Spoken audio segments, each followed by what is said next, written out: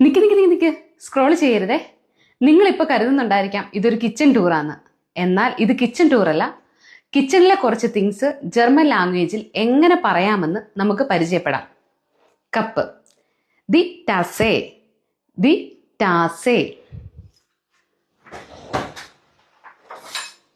Spoon, ലോഫൽ, ലോഫൽ.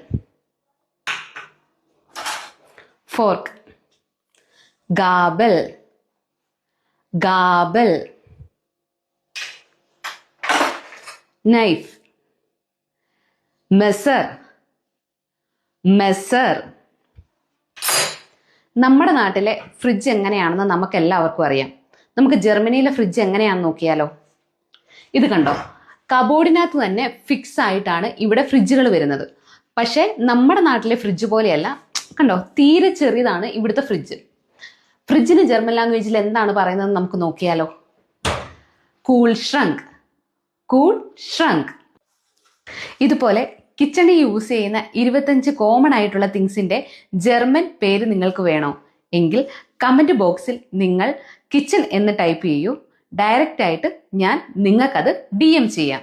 Choose.